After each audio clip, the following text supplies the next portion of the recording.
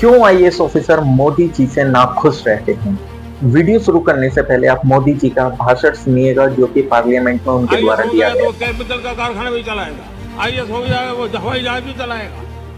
ये कौन सी बड़ी ताकत बना के रख दी है हमने? बाबुओं के मोदी हाथ जी में देश दे करके हम क्या एट करने वाले हैं? लास्ट बाबू सिस्टम को खत्म करना चाहते हैं एक तरीके से। पहले क्या होता था, जितने भी आईएएस ऑफिसर्स थे सिर्फ वही पॉलिसी मेकिंग में अधिकतर पहुंचते थे जो कि सेंट्रल सेक्रेटरी लेवल पर वहां पे जाके पॉलिसी मेकिंग करते थे, चाहे वो ज्वाइंट सेक्रेटरी की पोस्ट हो चाहे वो एडिशनल सेक्रेटरी की पोस्ट हो। लेकिन जब से मोदी जी आए हैं 2014 के बाद से उन्होंने वो सिस्टम को धीरे धीरे कम कर दिया है। अभी रिसेंटली में पीटीआई के द्वारा एक आरटीआई फाइल करी गई जिसमें पता चला कि 236 ज्वाइंट सेक्रेटरीज में से 80 सेक्रेटरीज ही सिर्फ आईएएस ऑफिसर्स हैं। बाकी जितने भी सेक्रेटरी हैं वो अदर डिपार्टमेंट से हैं, चाहे वो आईआरएस हैं, चाहे वो आईपीएस है, चाहे वो पोस्टल सर्विसेज में, चाहे वो रेलवे सर्विसेज में। वो सारे लोगों को मौका मिला है उस ज्वाइंट सेक्रेटरी तक पहुंचने का। अब मैं आपको बताता हूँ कि आईएएस ऑफिसर किस तरीके से उस लेवल पे पहुंचते थे।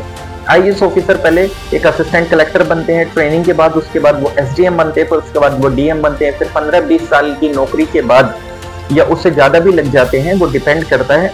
तो उसके बाद वो ज्वाइंट सेक्रेटरी की पोस्ट पे पहुंचते हैं। उससे नीचे की जो पोस्ट होती है उनमें वो जो एसएससी के थ्रू स्टूडेंट आते हैं वो पहुंचते हैं। एक होता है सेक्शन ऑफिसर, फिर अंडर सेक्रेटरी, डेप्यूटी सेक्रेटरी और डायरेक्टर से आईएएस ऑफिसर की पोस्ट चालू हो जाती है।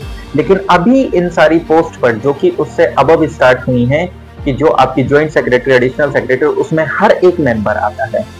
अब मोदी जी को इन पर शक भी होता है आईएएस ऑफिसर पर। वो शक क्यों होता है? क्योंकि ये जो जितने भी आईएएस ऑफिसर्स हैं वो सारे स्टेट कार्डर में काम करके आते हैं और इनका चीफ मिनिस्टर के साथ काफी अच्छा तालमेल हो जाता है। तो इनको लगता है कि जिस टाइम पे वो सेंटर में आते हैं तो वो एक तरीके से एक फेवरिज्म आप कह सकते हैं, वो चीजें को ना प्रमोट करें ज्यादा एक तरीके से। और अगर आप देखेंगे तो सेंट्रल डेप्यूटेशन में आईएएस ऑफिसर्स की कमी भी देखने को मिली है।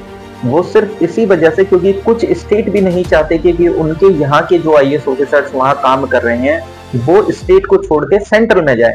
तो सेंट्रल डेप्यूटेशन में भी बहुत ज्यादा आईएएस ऑफिसर्स की कमी भी देखने को मिली है। इनफैक्ट अब सरकार अलग अलग फील्ड से भी चुन रही है, जैसे कि एक आईआरएस ऑफिसर थे जो कि chief election commission of India भी बने थे और वो टैक्स डिपार्टमेंट के हेड भी रहे थे। तो यानी कि अब सबको धीरे धीरे मौका मिल रहा है। तो जो एक प्रिविलेज था, जो एक तरीके से जो पावर थी जो आईएएस ऑफिसर्स को मिलती थी, वो अब धीरे धीरे कहीं ना कहीं कम हो गई है, जिसकी वजह से जो आईएएस ऑफिसर्स हैं वो कई बार नाखुश रहते हैं मोदी जी से।